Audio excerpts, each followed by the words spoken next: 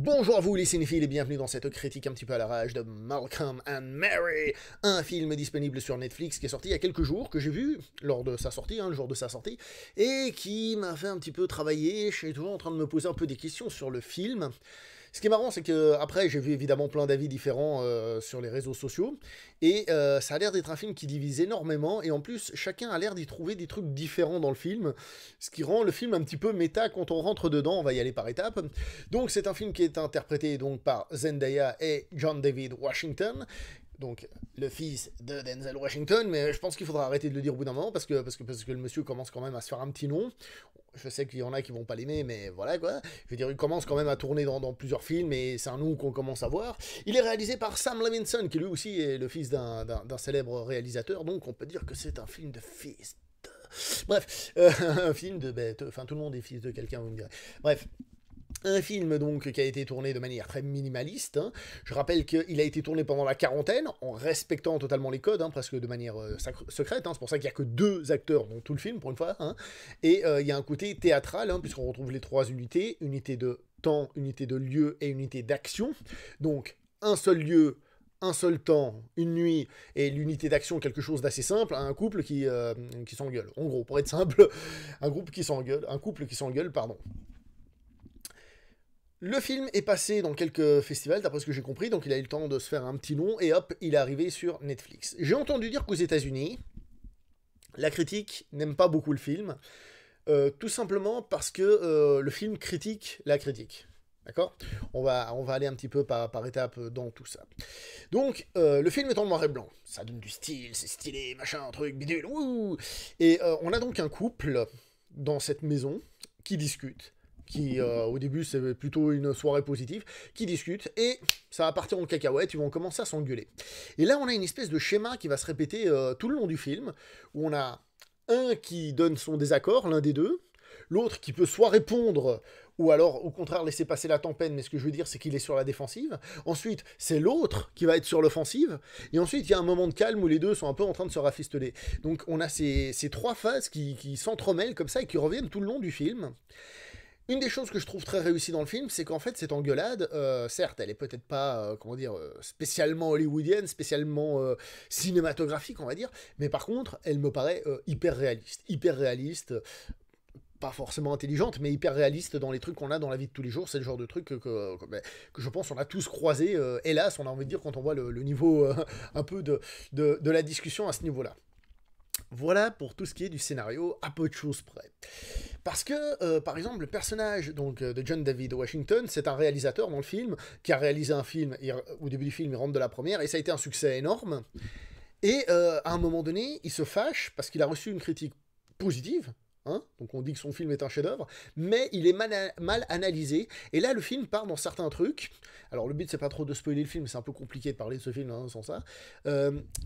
Il va se fâcher, entre autres, parce que les gens en font un film politique et tout ça, parce que comme c'est quelqu'un de couleur, alors il doit faire un truc de couleur, et parce que les critiques pichent que dalle, à un moment donné, il dit « Oui, c'est une steadicam, non, c'est un travelling, connasse », des trucs comme ça, vous voyez.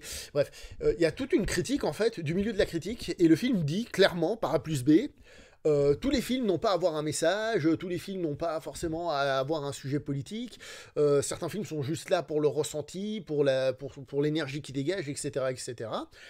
Ok, donc le film a l'air de se moquer de la critique qui voit des messages partout, mais en même temps, quand je vois Hollywood et les films qu'ils font en ce moment, il y a des messages un peu partout, donc c'est un petit peu, un petit peu particulier, et j'ai l'impression qu'en fait ce film prend une espèce de forme de film d'auteur, en mettant 2 acteurs de couleur, justement, pour dire « Ah, vous croyez que ça allait partir dans ce sens-là ?» et bam, dans ta face. C'est un peu la sensation que j'en ai. Mais en même temps, ça c'est une partie de la chose, une partie du film. Que veut dire le film par rapport à cette relation de couple? Alors c'est marrant parce que comme j'ai lu pas mal de trucs, chacun est allé de son interprétation, de ce que lui il a aimé, de ce que lui il a cru voir. Parmi ceux qui ont aimé, je parle déjà, ceux qui n'ont pas aimé, voilà, ils sont juste passés à côté. Et chacun a son interprétation, et c'est vrai que je suis pas certain de comprendre quel est le fond profond du film. C'est quoi le but? Parce que le film en lui-même, c'est très simple, je vous l'ai dit, unité de lieu, d'action et tout ça, tout ce que j'ai dit avant, je vais pas répéter, pour éviter de re-spoiler, pour être sûr que vous reteniez les choses un peu trop, d'accord? Donc, on a ce film qui est là, qui nous raconte son truc et poum, et qui s'arrête. Et on a vraiment l'impression qu'on a vu un épisode sur 250 épisodes. Alors, j'ai vu une interprétation intéressante par rapport à la place dans le couple, etc., etc. Certes, mais je suis pas certain qu'elle y soit réellement. Encore une fois, est-ce que en essayant de comprendre le film, on n'est pas en train de faire ce que le réalisateur dit, c'est-à-dire en train de trop rechercher et de faire de la surinterprétation. Mais en même temps, peut-être que si on n'en fait pas, eh ben, on ne comprend pas le fond de ce que le réalisateur dit. En fait, il y a un côté un peu méta de ce film qui te dit arrête de réfléchir et accepte le film. Et le film en lui-même a l'air d'avoir une forme de film qui voudrait faire passer un message, mais voilà. Donc c'est super compliqué. T'es à contre-pied. Tu vas d'un côté, le film il dit tu vas de l'autre côté, le film il fait donc toi t'es là un peu voilà. Et donc je peux comprendre que beaucoup de personnes soient passées à côté du film.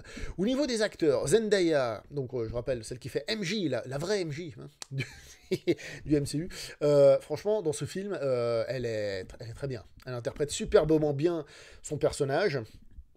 John David Washington, alors je sais déjà que lui, il commence à se faire des ennemis.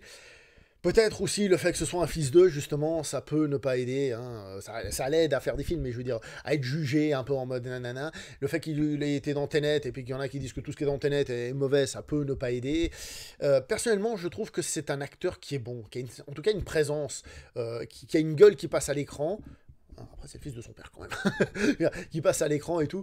Donc, moi, je trouve que ça va. Niveau interprétation, c'est peut-être pas encore le mec le plus fou du monde, mais tranquille, il va se forger, je pense, et il va devenir très bon. Moi, je trouve qu'il est déjà très crédible et ça passe crème à l'écran, très, très honnêtement. Et donc, leur duo fonctionne bien à l'écran, très honnêtement. Ensuite, il y a la mise en scène. Parce qu'on est donc dans une unité de lieu, mais c'est pas pour autant que c'est filmé comme une pièce de théâtre, c'est-à-dire une caméra fixe, boum, qui bouge pas, qui fait voilà.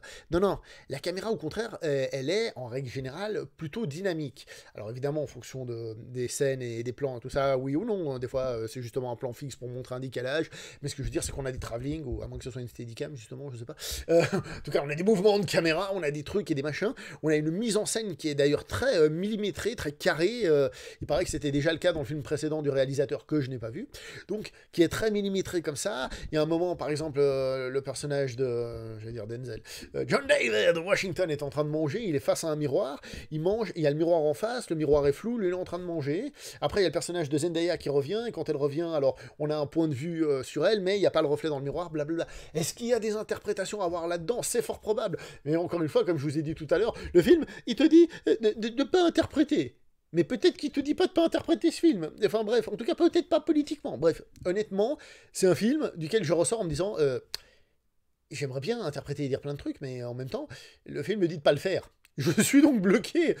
Et en même temps, je suis pas sûr de savoir où il va, parce que c'est un film qui est très simple. Donc, vous l'aurez compris, c'est pas un film, on va dire, grand public, dans le sens, bam, dans ta gueule, histoire profonde, émotionnellement parlant, en tout cas facile d'accès. Hein, c'est un film qui va être plus difficile d'accès à ce niveau-là. Il y en a qui ont adoré, qui se sont retrouvés dans la critique, justement, des critiques de cinéma. Peut-être dans le couple, on va se sentir concerné, parce que c'est quelque chose qu'on a ressenti dans sa vie, etc. Comme j'ai dit, plein de gens s'accrochent au film de manière différente, et il y en a plein qui vont simplement passer à côté, parce que c'est juste une engueulade de couple très réaliste, peut-être trop, et qui manque un peu de champagne, j'ai envie de dire, cinématographique, pour prendre à ce niveau-là. Voilà, quoi. Vite fait encore, oui, je parlais de la mise en scène, la caméra, tout ce qui est lumière, tout ça, c'est très bien. Voilà, c'est un film minimaliste, à tous les niveaux, et qui va laisser des gens sur la paille, et pour le reste, voilà. Je vais donc m'arrêter là pour cette vidéo. N'oubliez pas de liker, commenter, partager. On se voit prochainement pour une prochaine vidéo. Portez-vous bien et ciao tout le monde.